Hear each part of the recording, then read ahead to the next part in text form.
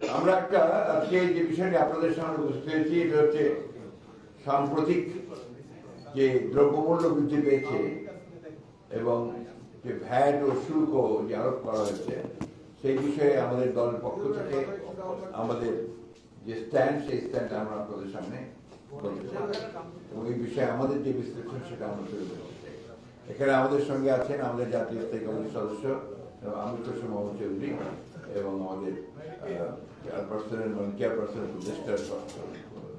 উপদেষ্টা জামিউল সাহেব। আমরা আপনাদের সামনে বিষয়গুলো করবো, মাঝে কয়েকটা বিষয়ে আমরা আপনাদেরকে প্রজেক্টের মাধ্যমে আমরা দেখাচ্ছি। প্রিয় সাংবাদিক ভাই বোনেরা, আসসালামু আলাইকুম। সম্প্রতি আমরা লক্ষ্য করছি যে বর্তমান অন্তর্বর্তী সরকার চলমান অর্থনৈতিক অস্থিতিশীলতা তথা উচ্চ মূল্যস্ফীতির মধ্যেই 100টিরও বেশি পণ্যের উপরে ভ্যাট ও সম্পূরক শুল্ক আরোপ করেছে। কিছু পণ্যের কর ও বাহুতি তুলে নিয়েছে। এর মধ্যে রয়েছে নিত্য প্রয়োজনীয় খাদ্যদ্রব্য, পোশাক, ওষুধ ও মোবাইল ইন্টারনেট সেবা। এই সিদ্ধান্তটি সাধারণ মানুষের দৈনন্দিন জীবনে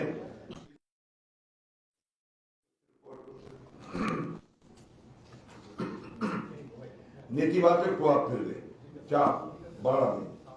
সরকারের বক্তব্য থেকে বোঝা যায়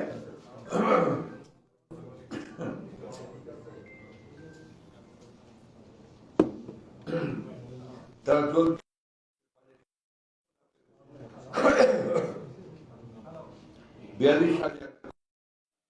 পরবর্তী সম্ভাব্য ঘাটতি মেটাতে এবং ট্যাক্স জিডিপি রেশিও শর্ত পূরণ করে IMF এর জন্য এই ভ্যাট বাড়িয়েছে। কারণ বর্তমান রাজস্ব দিয়ে সরকার বাজেটে খরচ মেটাতে পারছে না। একইভাবে কিছুদিন পূর্বে সরকার 22,500 কোটি টাকা ছাপিয়েছে কিছু লুণ্ঠিত ব্যাংকের তারল্য সংকট মোকাবেলায়। প্রিয় সাংবাদিকবৃন্দ, আমরা বুঝতে পারি যে আওয়ামী ফ্যাসিবাদের অন্যান্য খাতের মতো আর্থিক খাতে বিশৃঙ্খলা ভঙ্গুর অবস্থা পরবর্তী চ্যালেঞ্জগুলো সৃষ্টি করেছে। তথাপি বিএনপি বর্তমান অন্তর্বর্তীকালীন সরকারের এমন সিদ্ধান্তে সাধারণ জনগণের জীবনের উপর প্রভাব নিয়ে উদ্বিগ্ন। গত 15 বছর দুর্নীতি ও লুটপাটের মাধ্যমে দেশের অর্থনীতি ডিসেম্বর 2024 অনুযায়ী $21 বিলিয়ন নেমে গিয়েছে। দেশের মূল্যস্ফীতি বেড়ে দাঁড়িয়েছে 11%। অনেক ক্ষেত্রে এটি 25%-এর বেশি বেড়েছে। অথচ দক্ষিণ এশিয়া বিশেষত শ্রীলঙ্কার মতো দেশে মূল্যস্ফীতি উল্লেখযোগ্য হারে কমেছে। দেশের মোট ঋণের পরিমাণ 20 লাখ কোটি টাকা অতিক্রম করেছে।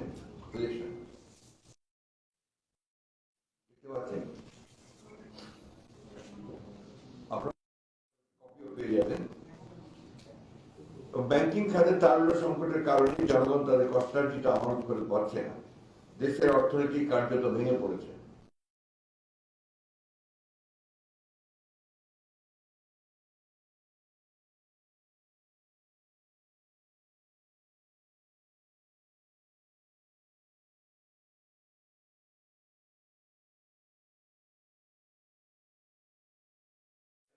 কার্যকর উপায় মোকাবেলা না করে একটি অর্থনৈতিক গঠনের ভিত্তি তৈরির দিকে মনোযোগ না দিয়ে চলতি অর্থ বছরের মাঝপথে হঠাৎ করে ভ্যাট শুল্ক বৃদ্ধি করলো, যা সহজ কিন্তু জনগণের জন্য কল্যাণকর নয়। উপস্থিত সাংবাদিকবৃন্দ, সরকার গত নভেম্বর 2024 মাসে 24 সালে আওয়ামী সরকার লুণ্ঠিত কিছু ব্যাংকে তারল্য সংকট কমাতে নতুন করে 22,500 কোটি টাকা ছাপিয়ে বাজারে ছেড়েছে। যদিও এই সরকার তার মেয়াদের শুরুতে বলেছিল দেশের অর্থনৈতিক কোন অবস্থাতেই টাকা ছাপানো হবে না, কিন্তু আওয়ামী সরকারের ন্যায় টাকা ছাপানোর মতো অর্থনীতির জন্য অত্যন্ত ক্ষতিকর পদক্ষেপটি গ্রহণ করলো, যা দেশের আরো বাড়িয়ে। প্রিয় সাংবাদিক, সরকারি রেকর্ড অনুযায়ী ডিসেম্বর 2024 দেশের জাতীয় মূল্যস্ফীতি ছিল 10.89। চিত্র 2 আসছে। খাদ্য মূল্যস্ফীতি 12.92। তাছাড়া গ্রামের 12.63%, তুলনায় শহরে 13.5% খাদ্য মূল্যস্ফীতির আরো প্রকট আকার ধারণ করেছে।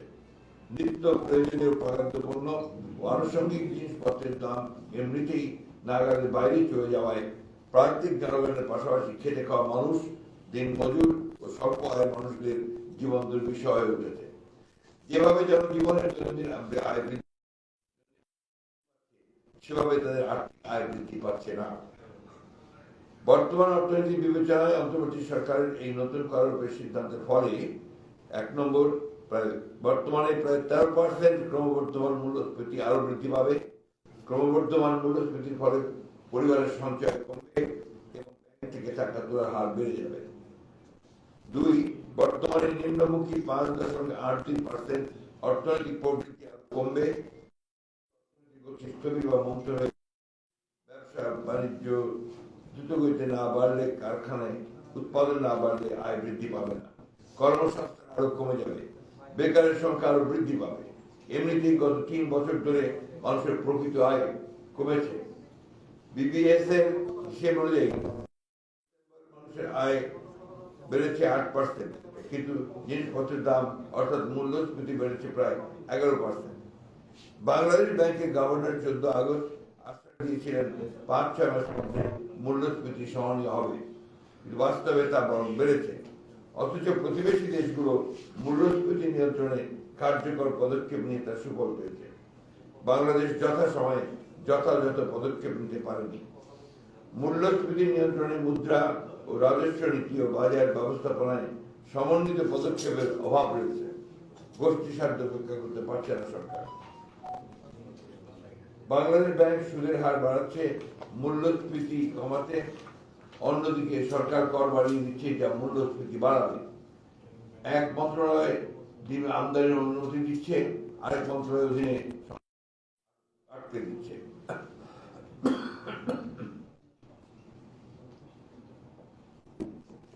এই অদক্ষতা সমন্বয়হীনতার মাসুল দিতে হচ্ছে সাধারণ জনগণকে। একদিকে বিশ্বব্যাংক যেমন প্রবৃদ্ধি কমে যাওয়ার কথা বলছে, তেমনি 2025 সালে বাংলাদেশের অর্থনীতি 5টি বড় ঝুঁকির কথা বলেছে, যেমন মূল্যস্ফীতি, বেকারত্ব, অর্থনৈতিক অর্থাৎ বন্যা, তাপপ্রবাহ ফলে দূষণ সুযোগের অভাব এবং অর্থনৈতিক নিম্নমুখিতা। বিশ্ব ব্যাংকের global multidimensional poverty index (NPI) 2024 অনুসারে বাংলাদেশের চরম দরিদ্র জনগোষ্ঠীর সংখ্যা প্রায় 4,17,00,000। বর্তমানে আরোপিত নতুন কর হার এই দরিদ্র মানুষদের দুর্ভোগ আরো বৃদ্ধি করবে। বিবিএস এর তথ্য মোতাবেক দেশের প্রায় 86% মানুষ অনানুষ্ঠানিক খাতে কাজ করে। সারা দেশে এই ধরনের কর্মজীবী মানুষের সংখ্যা প্রায় 6 কোটির মতো। 2022 সালের জানুয়ারির পর থেকে 2024 সালের ডিসেম্বর পর্যন্ত কোন মাসেই মূল্যস্ফীতির সঙ্গে তাল মেলাতে পারেনি মজুরি বৃদ্ধির হার। প্রতি মাসে গড়ে যত মজুরি বেড়েছে, মূল্যস্ফীতি ছিল তার চেয়ে বেশি। ফলে সাধারণ সীমিত আয়ের মানুষের বাজার থেকে নিত্য পণ্য সেবা কেনার সামর্থ্য কমেছে। গবেষণা প্রতিষ্ঠান সানেমের দেশব্যাপী গৃহস্থালী জরিপ 2023-এর আরেকটি সমীক্ষায় দেখা যায় যে সেপ্টেম্বর 2022 থেকে 2023 সালের ফেব্রুয়ারির মধ্যে উচ্চ মূল্যস্ফীতির চাপে 70% খানা বা পরিবার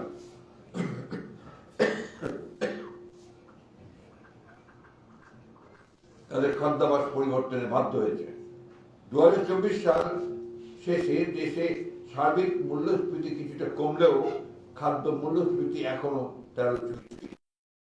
অর্থনৈতিক পরিস্থিতির বিষয়ক শ্বেতপত্র প্রণয়ন কমিটি চূড়ান্ত প্রতিবেদনের প্রদত্ত তথ্য মোতাবেক বর্তমানে প্রায় 2 কোটি লোক রয়েছেন যারা দুদিন কাজ বা আয় করতে না পারলে দারিদ্র্য সীমার নিচে নেমে যেতে বাধ্য হবেন। পরিণতিতে জাতীয় দরিদ্রের হার পুনরায় 40% পৌঁছানোর আশঙ্কা করছেন অর্থনৈতিক বিশেষজ্ঞরা। সামগ্রিক অর্থনৈতিক চিত্র বিবেচনায় এটা দায়িত্বহীনভাবে বলা যায় যে নতুন করে ভ্যাট আরোপে স্বল্প আয়ের মানুষের দুর্দশা চরমভাবে বৃদ্ধির আশঙ্কা তৈরি করেছে। উল্লেখ্য যে 2001 থেকে 7 সনে বিএনপি আমাদের দারিদ্র লাঘবের হার ছিল বার্ষিক 1%। চিত্র 3। দারিদ্র লাঘবের যে হার গত 1.5 দশক ধরে ফ্যাসিস্ট হাসিনার সময় ক্রমাগতভাবে হ্রাস পেতে থাকে, তাছাড়া পতিত আওয়ামী লীগ সরকারের শাসনামলের 1.12% তুলনায় বিএনপি সরকার 1.76% দারিদ্র সীমার নিচে বসবাসকারী জনসংখ্যার বার্ষিক গড় হ্রাসের পরিমাণ বেশি ছিল। চিত্র 4। আমাদের মনে রাখতে হবে যে গ্রামের দরিদ্র ঠিকই, কিন্তু তারা অর্ধাহারে দিন কাটায়। বর্তমানে খাদ্যদ্রব্য সহ অন্যান্য জিনিসপত্রের দাম লাগামহীনভাবে বৃদ্ধি পাওয়ার কারণে একজন আয় দিয়ে সংসার চালানো খুবই কষ্টসাধ্য হয়ে পড়েছে। তাই পিতা মাতার কোনো উপায় না দেখে ছেলেমেয়েদের কাজে লাগিয়ে দিচ্ছেন শুধু খেয়ে বেঁচে থাকার জন্য। তাই সরকারের ভ্যাট শুল্ক বৃদ্ধির প্রভাব শিক্ষা ক্ষেত্র সহ সকল ক্ষেত্রে পড়তে বাধ্য ও সার্বিকভাবে হত দরিদ্রের উপরই পড়বে বেশি। 4, বর্তমান উচ্চ মূল্যের জ্বালানি খরচ আরো বাড়বে। 5, পর্যাপ্ত সময় না দিয়ে বিদ্যমান থ্রেশহোল্ড 50 লাখ থেকে 30 লাখ এবং ভ্যাট রেজিস্ট্রেশন থ্রেশহোল্ড 3 কোটি থেকে 50 লাখে নির্ধারণ করা ক্ষুদ্র ব্যবসায়ীদের ওপর কমপ্লায়েন্স প্রেসার বাড়াবে এবং অপ্রাতিষ্ঠানিক অর্থনীতি ইনফর্মাল ইকোনমি বৃদ্ধি পাবে, যা দেশের জন্য কোনো অবস্থাতেই মঙ্গলজনক হবে না। 6, ব্যবসায়িক ব্যয় কস্ট অফ বিজনেস, কারখানাগুলোতে উৎপাদন খরচ বৃদ্ধি পাবে, মোট উৎপাদন হ্রাস পাবে, এতে বেকারত্ব আরো বৃদ্ধি পাবে। এমনিতেই দেশে বেকারের সংখ্যা 26,60,000, এটা প্রথম আলো বার্ষিক জানাতে প্রকাশ করেছেন, যদিও বেকারের প্রকৃত সংখ্যা আরো অনেক বেশি হবে। 7, ক্রেতাদের ক্রয় ক্ষমতা আরো হ্রাস পাবে। 8, নিম্ন আয় জনগোষ্ঠীর জীবন ধারণ আরো দুর্বিষহ হয়ে উঠবে, ব্যবসায় বিনিয়োগ কমবে, রপ্তানি প্রতিযোগিতা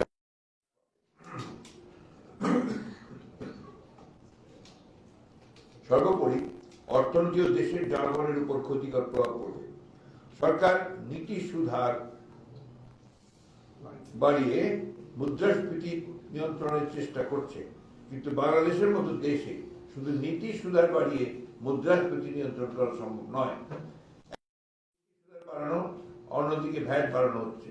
বলা বাহুল্য, এতে একদিকে যেমন অর্থনৈতিক প্রবৃদ্ধি কমবে, অন্যদিকে মুদ্রাস্ফীতি বাড়বে। প্রিয় সাংবাদিকবৃন্দ, সরকারের এমন আকস্মিক সিদ্ধান্তে ব্যবসায়ী মহল সহ আর্থিক কাজ সংশ্লিষ্ট নানা মহলে তীব্র অসন্তোষ পরিলক্ষিত হচ্ছে। অর্থনীতিবিদদের মতে সরকারের এই সিদ্ধান্ত স্পষ্ট প্রমাণ করে যে সরকারের মুদ্রানীতি, রাজস্ব নীতি ও বাজার ব্যবস্থাপনায় সমন্বয়ের চরম ঘাটতি ঘটছে। যদিও এনবিআর এর সাম্প্রতিক বিবৃতি দাবি করা হয় বর্ধিত করারও খাতে নিত্য প্রয়োজনীয় পণ্য নেই, তথাপি দেশের প্রকৃত যশা অর্থনীতিবিদেরা এনবিআর এর এই যুক্তি মানতে নারাজ। তাদের মতে ওষুধ, এলপিজি, মোবাইল সেবা, রেস্তোরাঁর খাবার, পোশাকের মতো নিত্য ব্যবহার্য জিনিসপত্রে করারও বৃদ্ধি পেলে জনজীবনে ভোগান্তি ত্বরান্বিত হবে এবং মূল্যস্ফীতির উল্লঙ্ঘন করবে। এমনিতেই দুর্নীতি ও অব্যবস্থাপনায় দেশের অর্থনৈতিক অবস্থা ভঙ্গুর হয়ে পড়েছে।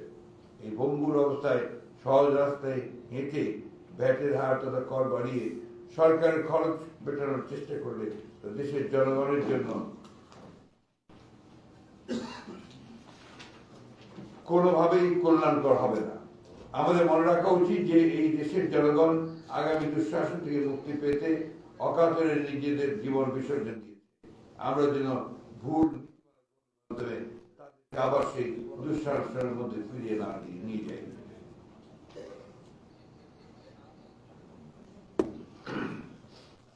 পূর্বে বলেছি যে এই অন্তর্বর্তী সরকারকে আমরা সর্বাত্মক সমর্থন ও সহযোগিতা করে যাব। তাই সরকারকে অনুরোধ করছি জনগণের কথা সর্বপ্রথম বিবেচনায় বর্তমান অর্থনৈতিক বাস্তবতায় রাজস্ব সংগ্রহের জন্য অন্যান্য উপায় বিবেচনা করার এবং সেই অনুযায়ী কাজ করার সুযোগ রয়েছে। আপনারা পরোক্ষ কর না বাড়িয়ে প্রত্যক্ষ কর বাড়ানোর দিকে মনোযোগ দিন, কারণ পরোক্ষ কর কেবল পরোক্ষ কর সকল শ্রেণীর মানুষকে প্রায় সমানভাবে প্রভাবিত করে এবং নিম্নবিত্ত মানুষের উপরে বোঝাটা বাড়ায়। প্রত্যক্ষ কর না বাড়িয়েও সরকারি কর কমিয়ে এবং চলতি বাজেটের অর্থনৈতিক ব্যবস্থাপনা পুনর্বিন্যাস করেও চলমান আর্থিক সমস্যার সমাধান করা যায়। বর্তমান পরিস্থিতিতে সরকারের সর্বপ্রথম নজর দেওয়া উচিত খরচ কমানোর দিকে। আমরা মনে করি সরকার তার উন্নয়ন বাজেট পুনর্বিবেচনা করে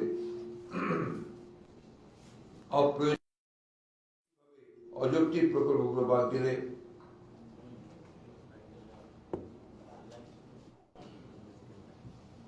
প্রায় 20% খরচ কমানো সম্ভব এবং এতে প্রায় 60,000 কোটি টাকা সাশ্রয় করতে সহায়ক হবে। পরিচালন ব্যয়ের ক্ষেত্রে সরকার যদি স্থানীয় খাতে খরচ কমায় এবং সার্বিকভাবে পরিচালন ব্যয় 10% কমাতে পারে তাহলে ন্যূনতম 50,000 কোটি টাকা। তাছাড়া সরকার কর্তৃক স্বায়ত্তশাসিত প্রতিষ্ঠানগুলোকে দেয়া ঋণের বাজেট কমিয়ে সাময়িকভাবে ব্যয় সাশ্রয় করতে পারে। উল্লেখ্য 2024 থেকে 25 অর্থ বছরে স্বায়ত্তশাসিত প্রতিষ্ঠান 50,875 কোটি টাকা ঋণ বাজেট করা হয়েছিল। অতএব সরকার খরচ কমানোর মাধ্যমে বাজেটের ন্যূনতম 1 লাখ কোটি টাকা সাশ্রয় করতে পারে এবং ঘাটতি কমাতে পারে। এই পদক্ষেপগুলো দেশের অর্থনৈতিক স্থিতিশীলতা ও দীর্ঘমেয়াদী উন্নয়নের জন্য অত্যন্ত জরুরি। সরকারি কমাবে এবং অর্থনৈতিক চাপ লাঘব করবে, ফলে জনগণ আর্থিকভাবে স্থিতিশীল হবে ও দেশের সার্বিক অর্থনীতির উন্নয়ন করবে। প্রিয় সাংবাদিক বৃন্দ, অপ্রয়োজনীয় ও দুর্নীতিগ্রস্ত মেগা প্রজেক্টের বিপরীতে বরাদ্দকৃত অর্থ আপাতত বন্ধ রেখে বিপুল পরিমাণ অর্থ সাশ্রয় করা সম্ভব। প্রতিটা সরকার কুইক রেন্টাল বিদ্যুৎ উৎপাদনের ক্যাপাসিটি চার্জ বাবদ বর্তমান বাজেটে বরাদ্দ রেখেছিল 40,000 কোটি টাকা, যার পরিমাণ 2023-24 অর্থ বছরে ছিল 32,000 কোটি টাকা। মেয়াদ শেষ হয়ে গেলেও নিজেদের স্বার্থে বছরের পর বছর বাড়ানো হয়েছে এগুলোর মেয়াদ। এসব বিদ্যুৎ কেন্দ্রের বছরের পর বছর ক্যাপাসিটি চার্জের নামে চলেছে হরিলুট। গত 14 বছরে এই বিদ্যুৎ কেন্দ্রগুলোতে এমন লুটপাট হয়েছে প্রায় 1,25,000 কোটি টাকার উপর। শ্বেতপত্র কমিটিতে উঠে এসেছে যে বিগত ফ্যাসিস্ট সরকারের সময় উন্নয়ন বাজেটের 40% লুটপাট করা হয়েছে। অধিকন্তু বাজেটে এমন অনেক খাত রয়েছে যেমন বরাদ্দকৃত বাজেটের অধিকাংশই অর্থ ব্যয় করা সম্ভব হয় না। এ সকল খাতে তাদের বরাদ্দকৃত অর্থ হ্রাস করে বাজেটের আকারকে আরো যৌক্তিকভাবে ছোট করে আনা সম্ভব। এভাবে খরচ কমানোর পাশাপাশি সরকার এমন কিছু উৎস উপায় বের করতে পারে জনগণের, বিশেষ করে দরিদ্র জনগোষ্ঠীর উপর অর্থনৈতিক চাপ ফেলবে না। উদাহরণস্বরূপ, প্রত্যক্ষ করের ক্ষেত্রে সর্বোচ্চ স্ল্যাবে ইনকাম ট্যাক্সের হার বৃদ্ধি এবং চার্জ তথা ওয়েলথ ট্যাক্স বাড়ানোর মাধ্যমে কর আদায়ের ক্ষেত্র আরো মনোযোগী হওয়া যেতে পারে। নন ট্যাক্স এবং নন রেভিনিউ খাতে আয় বৃদ্ধি করার দিকেও নজর দেওয়া প্রয়োজন। ভ্যাটের হার না বাড়িয়ে বরং ভ্যাটের আওতা বাড়ানো যেতে পারে। নন ট্যাক্স যেমন নার্কোটিক্স ও liquor duty, motor vehicle taxes, non judicial stamp ইত্যাদি এবং নন রেভিনিউ খাত যেমন dividend and liquor duty, motor vehicle taxes বলেছি, প্রফিট অ্যান্ড দুঃখিত যেমন dividend and profit, interest, administrative fee, service fee, licence, tolls ইত্যাদি। সরকার টিআইএন নাম্বারধারীদের রিটার্ন সাবমিট ও কর আদায় নিশ্চিত করার জন্য কার্যকর পদক্ষেপ নিতে হবে। এটি ইনকাম ট্যাক্স আওতা বাড়াতে এবং কর সংগ্রহের দক্ষতা বাড়াতে সহায়তা করে। কর নিয়ে আসা সরকারের জন্য একটি গুরুত্বপূর্ণ পদক্ষেপ হতে পারে। এর মাধ্যমে কর ফাঁকি রোধ করা এবং রাজস্ব বাড়ানো সম্ভব হবে। এছাড়াও এটি কর ব্যবস্থা আরো স্বচ্ছ ও সুবিন্যস্ত করতে সহায়ক হবে, দেশের অর্থনৈতিক স্থিতিশীলতা বজায় রাখতে এবং সরকারি আয় বৃদ্ধি করতে সহায়তা করবে। দুর্নীতিবাজ ব্যক্তিদের সম্পদ যা জব্দ করা হয়েছে বা অ্যাকাউন্ট ফ্রিজ করা হয়েছে, আইনানুগ পন্থায় সেই অর্থ ব্যবহার করা সরকারের জন্য একটি কার্যকর পদক্ষেপ হতে পারে। তাছাড়া যে সকল সরকার সেক্টরে অব্যবহৃত প্রয়োজনীয় অতিরিক্ত অর্থ রয়েছে তা চিহ্নিত করে ওই সকল অলস অর্থের যথাযথ আইনানুগ ব্যবহার নিশ্চিত করা যেতে পারে। এই মুহূর্তে কারো টাকা উদ্ধারের জোরালো চেষ্টা করা, ব্যাংকের লুণ্ঠিত টাকা ও নন পারফরমেন্স লোনের টাকা উদ্ধারের ব্যবস্থা করা হবে এক অত্যন্ত গুরুত্বপূর্ণ পদক্ষেপ। বর্তমান সরকারের শ্বেতপত্র অনুযায়ী দুর্নীতি লুটপাটের প্রায় $234 বিলিয়ন বা 28 লক্ষ কোটি টাকা উদ্ধার করার সর্বোচ্চ প্রচেষ্টা অত্যন্ত জরুরি। ফ্যাসিস্ট হাসিনার বিদায়ের পর বর্তমান অন্তর্বর্তীকালীন সরকার প্রধানের আন্তর্জাতিক ভাবমূর্তির কারণে সকলে আশা করছে যে আন্তর্জাতিক সম্প্রদায় বাংলাদেশের অর্থনৈতিক সাহায্যে এগিয়ে আসবে। এই প্রেক্ষাপটে IMF থেকে ঋণ পেতে তাদের প্রদত্ত কঠিন শর্তগুলো শিথিল করার জন্য বলা যেতে পারে। কারণ বলা হচ্ছে যে IMF এর শর্ত পূরণে নাকি কর চাপানো হয়েছে। তাছাড়া দাতা দেশ ও দাতা সংস্থাগুলো কর্তৃক ঘোষিত অনুদান ঋণের অর্থ ছাড় করার ক্ষেত্রেও সরকারকে আরো প্রোঅ্যাক্টিভ হতে হবে। পতিত আওয়ামী লীগ সরকারের সময় অনেক ক্ষমতাশালী ব্যক্তি ও প্রতিষ্ঠানকে অন্যায়ভাবে কর অব্যাহতি দেওয়া হয়েছিল, কর্পোরেট ট্যাক্স রিবেট। তারা অনেকেই অন্যায়ের পথ বেছে নিয়ে অনৈতিকভাবে কর ফাঁকি দিয়েছেন। অন্তর্বর্তীকালীন সরকার এই অন্যায় ও আর্থিক প্রত্যক্ষ কর বাড়াতে পারে। এর ফলে একদিকে যেমন সরকারের রাজস্ব আয়ের পরিসর বৃদ্ধি পেত, ঠিক তেমনি শুল্ক করানোর মতো জনবিধ্বংসী সিদ্ধান্ত এড়ানো যেত। বিগত সরকার বৃহৎ ঋণ খেলাপিদের নানা অনৈতিক সুযোগ সুবিধা দিয়ে খেলাপি ঋণের বোঝা সৃষ্টি করেছে। মাত্র 3% নগদায়ন করে ঋণ পরিশোধ তাদেরকে ঋণ খেলাপির তাদেরকে মুক্ত করে রেখেছে। সরকারদেরকে অপরিশোধিত ঋণ পরিশোধে এবং বিদেশে পাচারকৃত অর্থ ফেরত আনতে বাধ্য করা। বর্তমানে ভ্যাট ও রাজস্ব প্রশাসনে পতিত সরকারের দোষরা এখনো বহাল তবিয়তে অবস্থান করছে। ফলে পূর্বের মতো এই খাতের চলমান অব্যবস্থাপনা কাঙ্ক্ষিত রাজস্ব আহরণের লক্ষ্যমাত্রা অর্জনে ব্যর্থ হচ্ছে। অন্তর্বর্তীকালীন সরকার উচিত ছিল রাজস্ব প্রশাসনের স্বচ্ছতা ও ধারাবাহিক জবাবদিহিতা নিশ্চিত করা এবং নজিরবিহীন দুর্নীতি প্রতিরোধ করে সরকারের বার্ষিক সাহায্য রাজস্ব লক্ষ্যমাত্রা অর্জন করা। জনগণের কাছ থেকে সহজ পন্থায় পরোক্ষ কর আদায় করে রাজস্ব বৃদ্ধির NBR এর অযৌক্তিক পরামর্শ জাতীয় স্বার্থ বিরোধী। এছাড়া কর ফাঁকি রোধ করে কর প্রশাসনের উন্নতি করেও রাজস্ব আয় বাড়ানো যায়। পরিসংখ্যান বলছে বিভিন্ন খাতে কর ফাঁকির কারণে বছরে সরকারের প্রায় 56,000 কোটি টাকা থেকে প্রায় 3 লাখ কোটি টাকা পর্যন্ত রাজস্ব আয় কম হয়। নানা কারণে তথ্য প্রযুক্তি ব্যবহার করে এই কর ফাঁকি। মোট কথা, কর ব্যবস্থাপনার দুর্নীতি হয়রানি কমাতে NBR নিরীক্ষায় NBR এর বর্তমান কাঠামো অক্ষুণ্ণ রেখে সরকারের অভ্যন্তরীণ রাজস্ব বৃদ্ধি সম্ভব নয়। গত 15 বছরে ফ্যাসিবাদী লুটেরা গোষ্ঠী ও তাদের দোসর অলিগার্করা জনগণের সম্পদ লুটের অংশ হিসেবে দলিত শ্রেণীর ওপর আয় করের তুলনায় সাধারণ মানুষের উপর পরোক্ষ কর বেশি বসিয়ে রাজস্ব আহরণ করছে। ছাগলকাণ্ডের দুর্নীতিবাজ মতিউল্লাহ এই কাজে প্রত্যক্ষ বা পরোক্ষ দোষর হিসেবে সহযোগীর ভূমিকা রেখেছে। বলার অপেক্ষা রাখে না, এর পরিণতিতে সমাজের চরম অর্থনৈতিক বৈষম্য বৃদ্ধি পেয়েছে। অর্থনীতির অন্যতম মূল উৎস কৃষির উপর জোর দিতে হবে। প্রতিদিনকার কৃষি পণ্য উৎপাদনে তথা শাকসবজি উৎপাদনে বাড়ির আঙিনা থেকে শুরু করে সকল পতিত জমি ব্যবহার করতে হবে। প্রিয় সাংবাদিকবৃন্দ, যদিও বর্তমান অর্থনৈতিক অবস্থায় আওয়ামী সরকারের 2,50,000 কোটি টাকার বেশি বাজেট ঘাটতি মোকাবেলা একটা বড় চ্যালেঞ্জ। সরকার একদিকে খরচ কমিয়ে অন্যদিকে আয় বাড়িয়ে বর্তমান বাজেট ঘাটতি কিছুটা হলেও সমাধান করতে পারে এবং অর্থনৈতিক সংকট মোকাবেলার জন্য কার্যকর পদক্ষেপ নিতে পারে। প্রসঙ্গত বাজেট প্রস্তুতির সময় আমরা বলেছি অবাস্তব বাজেট দেশের অর্থনৈতিক পক্ষে আরো জটিল করে তুলবে। সাংবাদিক বন্ধুগণ,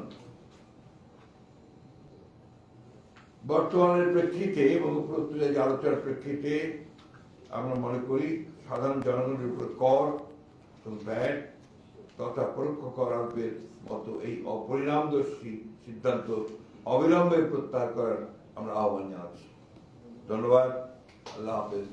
বাংলাদেশ জিন্দাবাদ।